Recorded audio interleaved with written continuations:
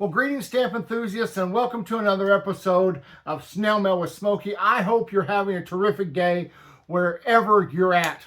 Well, it is March, and so that means it's time for my monthly collaboration with that dad guy that we call Stamp versus Stamp, where every month we challenge each other in some sort of zany, quirky, off-the-wall way to show you the fun side of philately, and also hope to show you some really cool looking stamps.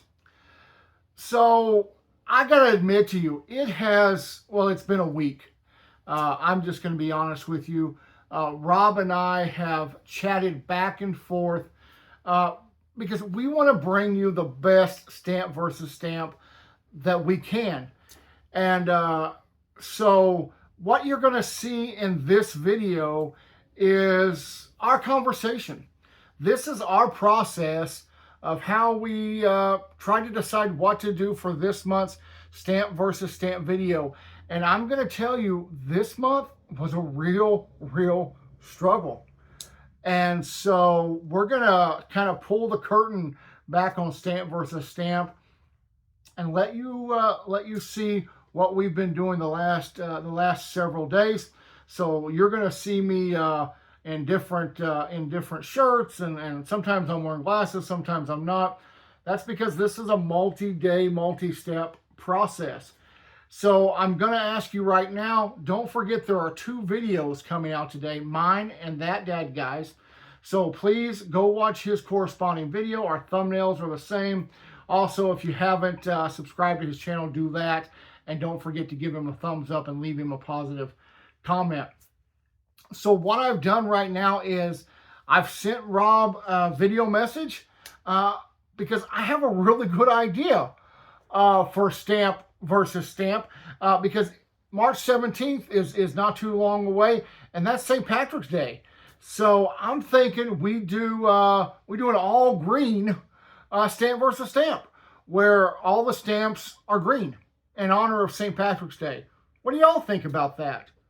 More importantly, I got to find out what Rob thinks about that. So look, he's calling right now. Let's see what he's got to say. All right, Smokey, it was kind of fun to find a green stamp for St. Patrick's Day, but I'm not 100% sold that that's what I want to do the video about. What about March 8th? It's Women's Day. It was suggested to me in a live stream, I think by Basil, that maybe we should do stamps about women. So we could, you could find a stamp about a woman you didn't know and tell a little bit about the story. And we could learn a little bit about powerful women around the world. What about that as an idea? Okay, Rob, look, thanks for giving my suggestion a try. I really appreciate it, but I do agree with you. Maybe we can do something a little different, a little better. And I like your idea. So I picked out a couple of stamps. Here's the first stamp that I want to show you. This is Scott number 1152. It was issued on June 2nd, 1960. It has a face value of 4 cents, issued by the United States of America, and it's titled American Woman. And look, I think this is a really beautiful stamp. And since we're celebrating women in the month of March, I think this stamp also does that very well. And I know that without some really strong, powerful women in my life, I wouldn't be where I am today. My mom, my wife, my daughters, all really strong, godly, powerful women, and very thankful for the impact that they have in my life. And so that's why I'm showing you this stamp. But you also challenged me to find a stamp that featured a woman that I didn't really know much about. So I like that challenge because so many times we buy postage stamps, even as collectors. We see stamps every day, most of us. And especially stamps with people, we sometimes really don't know who those people are. We know they must have done something really great, or they must be really smart in their field, or maybe they're famous. There's a reason they landed on the postage stamp, but why? So let's look at this stamp here together. This is Scott number 1844. This was issued by the United States Postal Service on September 23rd, 1983. It has a face value of 1 cent. Now, I have seen this stamp a lot in my lifetime. I remember in the 80s when it came out. And so you would take this stamp and when you had a postal rate increase, and you would add it to the regular price stamp to make up the 2 or 3 cent difference. And so this stamp features Dorothy Dix. Now, who is she? Well, I didn't really know either. But she is an early 19th century activist who drastically changed the medical field during her lifetime. Now, she did some really great things. Now, what she did is she championed causes for both the mentally ill and for indigenous populations. And by doing so, she challenged the notions of the time about the stigma around mental illness. Additionally, she helped to recruit nurses for the Union Army during the Civil War. And by doing that, she transformed the entire field of nursing. Now, she was born in Maine in 1902, and she attended school in Boston. And while there, she tutored children. But several times she became ill and was forced to stop teaching.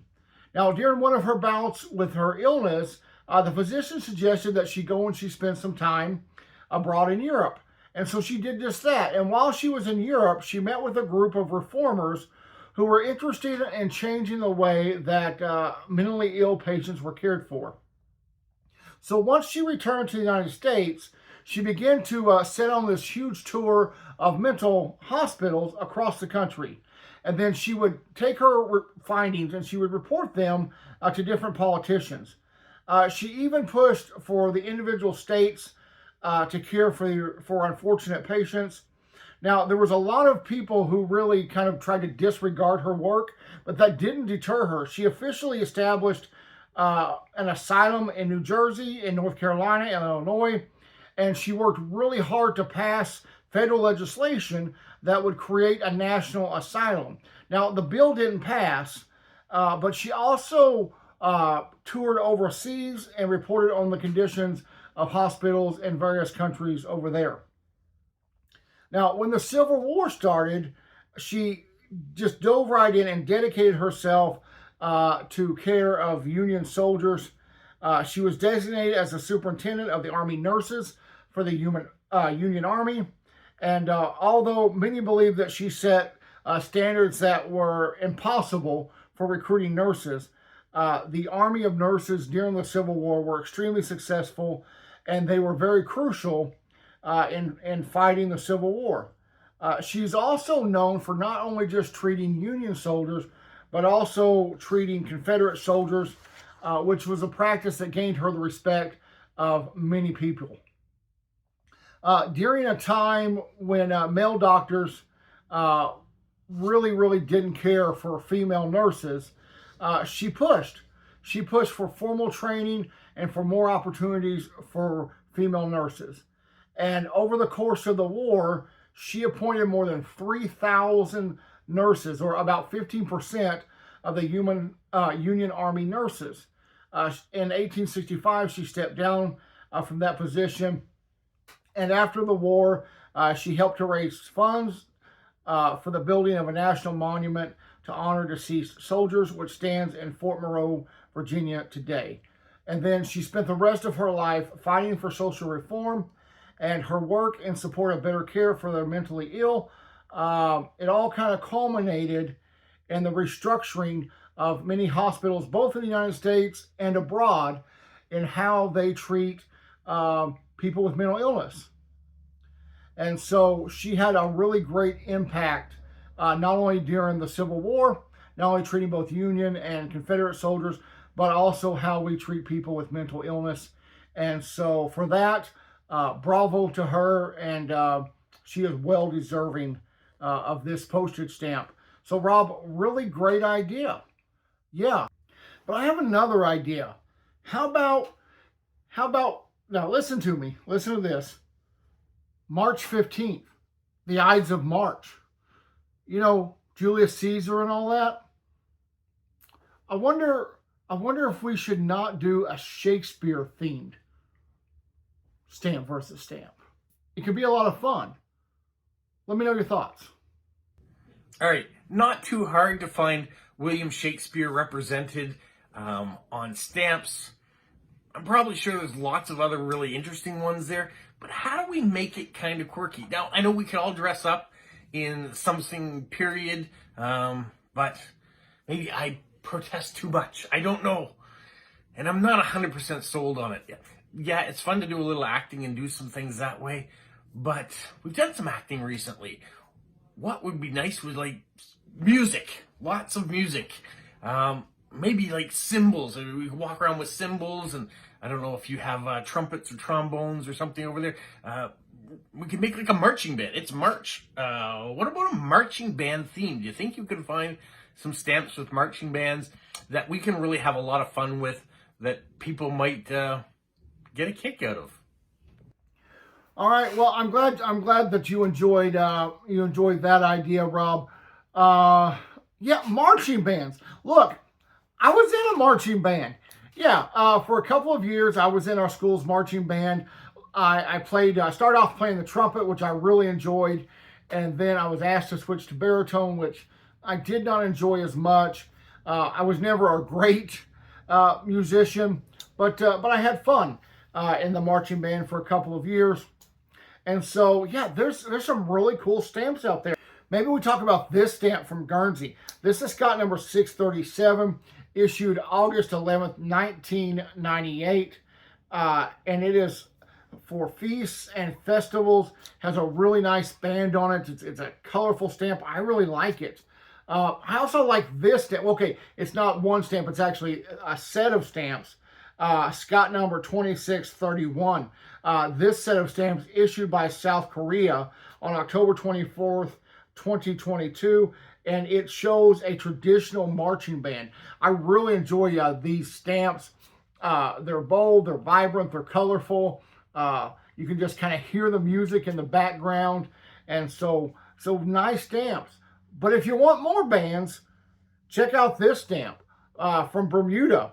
Scott number 691, issued on November 10th, 1994.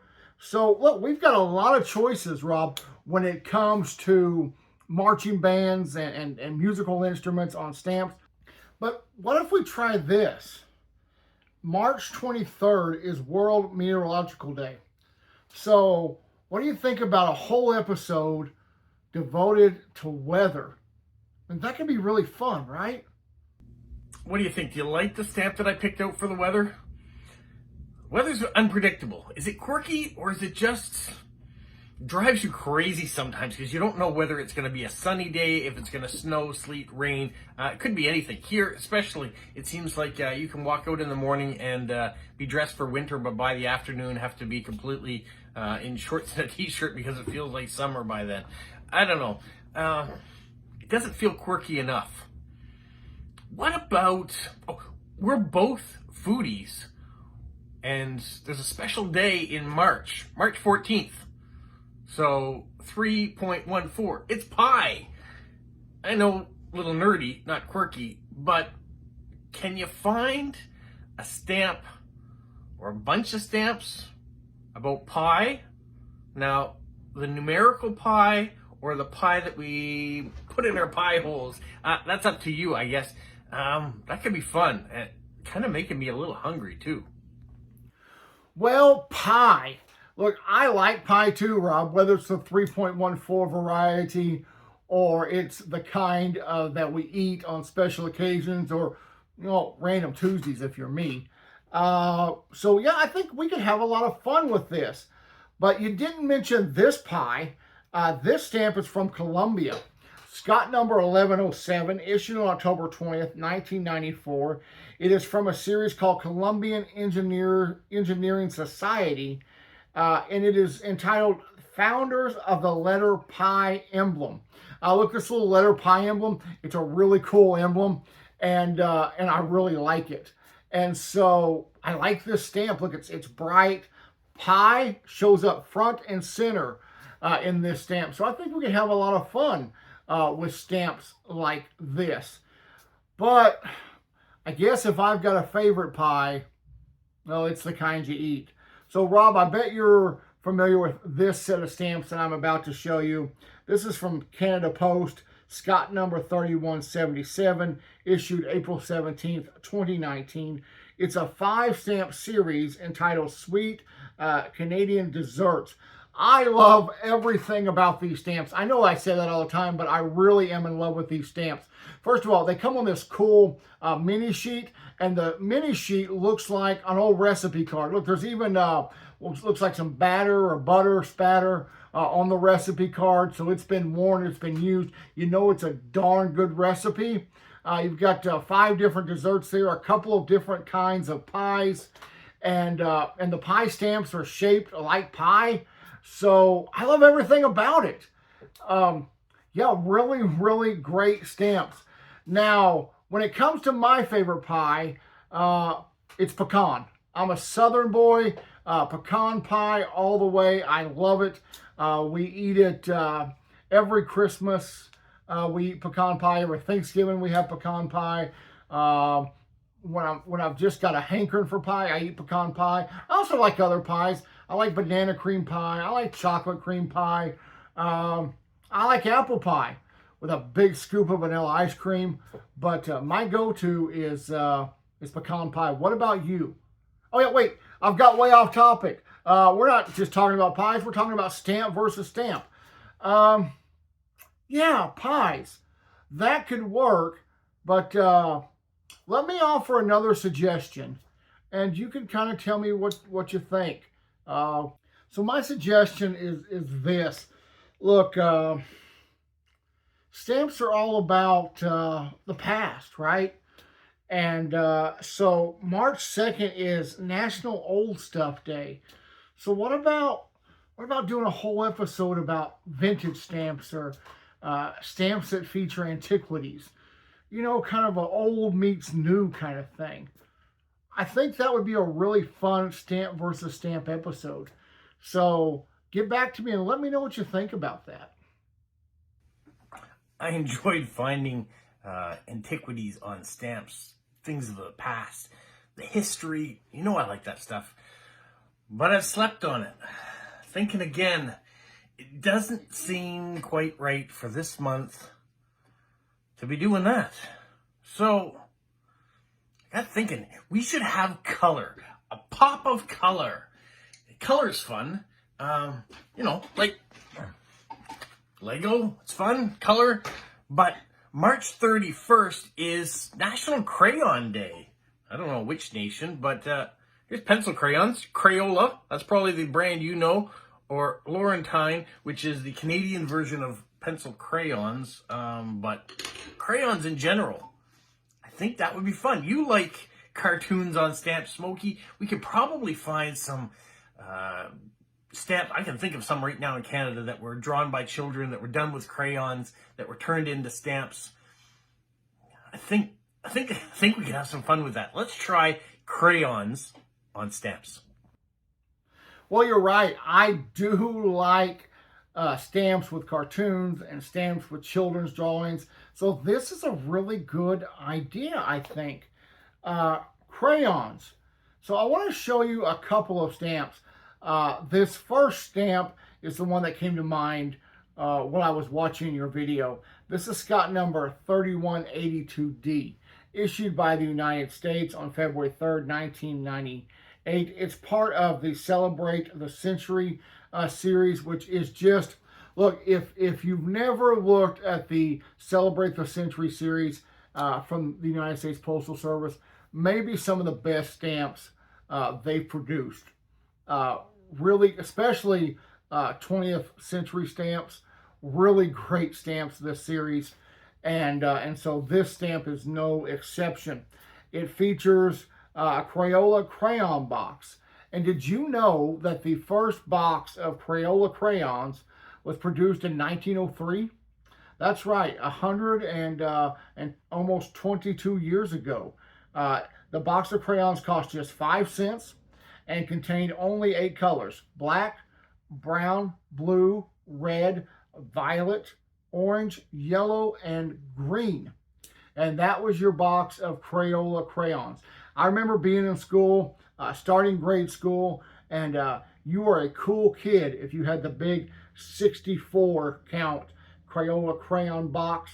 And then it had in the back, it had the crayon sharpener.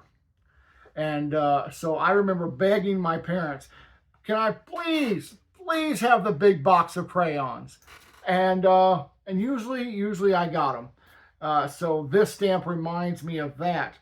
But maybe you like this stamp here, issued from Japan, Scott number 4015, which also shows some colorful crayons. Now, Rob, you also mentioned maybe we use this crayon theme to highlight children's drawings on stamps. And look, there is a lot to choose from when it comes to that. And I have some really good ones in my collection. But what about this set of stamps? These are 4 stamps from the Faroe Islands. They're Scott number 379 to 382, issued May 22nd, 2000.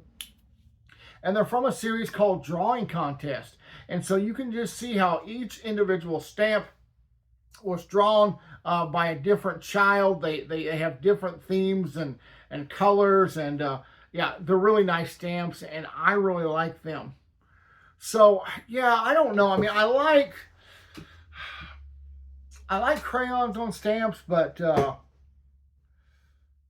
yeah, I don't know. I'm gonna think about it. Okay, I'm gonna give it a serious thought, and I'm gonna get back to you. Well, look, Rob, we've I think we've each come up with some really good ideas for this month's stamp versus stamp, but yeah, I'm not sold on anything yet, and to be honest, I'm about on ideas, but I got one more. And so it's based on what happens on March 20th. And that's World Storytelling Day. So I love telling stories. You like to tell stories. We do a lot of storytelling on Stamp versus Stamp. So how about a whole episode about stamps that tell stories? Maybe it's a children's story. Maybe it's a romance story. Maybe it's an adventure story. Yeah, but stamps that tell us a story. What do you think of my take on that story, that stamp that I picked? This is turning out to be a very difficult stamp versus stamp to come up with a good theme. We've come up with a lot of really good themes, but have we come up with the right one yet? I'm thinking of something unusual. I don't know. And it's all based on interpretation. What's your interpretation going to be of the most unusual stamp you've ever seen? Or seen to date? Because there are so many stamps still to see that we haven't found yet. What about doing something a little unusual? Now, how you decide to present this is up to you. Maybe you'll do it in an unusual way. A video all about unusual stamps. Well, I guess that could work, but what defines an unusual stamp? Well, I guess it's a relative term, and for every collector it's probably different. But when I think of unusual stamp, I think of not just shape or subject matter or denomination, but I think material. Probably 99.5% of all postage stamps are made out of one type of paper or another, but there are stamps that are made of different materials, and then there are stamps that are made with some paper, but also have some really neat embellishments. So that's kind of where my mind goes when I think about unusual stamps. Now, you may disagree with me here, but when it comes to unusual stamps, I really think it's hard to beat Austria. Austria has produced some really beautiful postage stamps in its history. I have a really nice collection of Austrian stamps. One of my favorite stamps of all time is a stamp from Austria. And you've seen that in an early video that I released. So I want to show you 3 unusual stamps that I really like. So the first stamp, and they're all from Austria. The first stamp was issued in 2004. Now, this is Scott number 1966. And so what Austria has done is they have issued the world's first crystal-coated stamp. That's right. This postage stamp was created by Swarovski crystal producers. Now, it cost €7.50, and it was produced in conjunction with the Australian Postal Service. The stamp was made out of paper, just like any other ordinary stamp would be made. And the crystals, the Swarovski crystals, were stuck to the stamps with a specially created glue just for these postage stamps. So it's interesting because Swarovski found a way to make the crystal-coated stamp durable so that it could withstand the rough treatment in all of the automatic sorting machines. And so the surface of these stamps are real glass crystals, and they show the Swarovski swan motif. So this is an unusual stamp and a really cool stamp. And if you're like, okay, yeah, but is it a real expensive stamp? Well, I went online and checked it out. You can get one from anywhere between 10 and 25 US dollars. And so I think that's not a bad investment if you like these strange, quirky, novelty postage stamps. The second stamp was in 2006. Now, this may be my favorite of the 3 I'm going to show you. Austria issued this stamp, which is literally out of this world, because this stamp contains 0.03 grams of dust that comes from a meteorite that was found in Monaco just a couple of years earlier.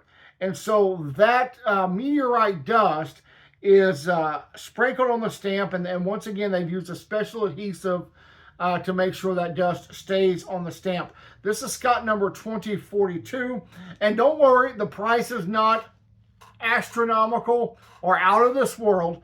You can get one online, depending on condition, somewhere between 5 and 11 US dollars. And the last unusual stamp I want to show you, also from Austria, which was issued in 2008. And they made a stamp out of the same material as a UEFA, which is the European Championship soccer ball. Some of you may call it football. Here in America, we call it soccer. So it's the same material they make the championship soccer balls with. They made this stamp out of, and it looks just like a soccer ball. Scott number 2146. And once again, not too big of an investment, especially if you're a soccer or football fan. You're going to want to have this stamp. You can pick one up online between $5 and $12. Just be careful with all these stamps that you don't fall into some trap where you're overpaying. A lot of people will overinflate the prices of these stamps because they're unique or a novelty. So yeah, I think we could have a lot of fun with unique stamps, but I don't know. Could we contain uniqueness into one stamp versus stamp? I'm not sure, Rob. Look, you've had some really good ideas. I think I've come up with a couple of ideas that would really work. But at the end of the day, I've got to admit, I don't know that we've done it. I don't know that we've come up with one solid stamp versus stamp idea. So I guess our only recourse now is to leave it to the viewers. So would you all please help Rob and I? Could you give us just a really great idea for next month's stamp versus stamp? One that's creative, a little bit quirky, maybe full of color, maybe that tells a story, maybe that has a little uniqueness to it. Please leave a comment in this video and tell us what we ought to do for next month's stamp versus stamp. And hopefully, we'll have a video for you. Thank you guys so much for watching. Don't forget to hit the subscribe button, give me a big old thumbs up, and leave me a comment below. As always, thanks for watching, and until I see you next time, have a great day. Bye-bye.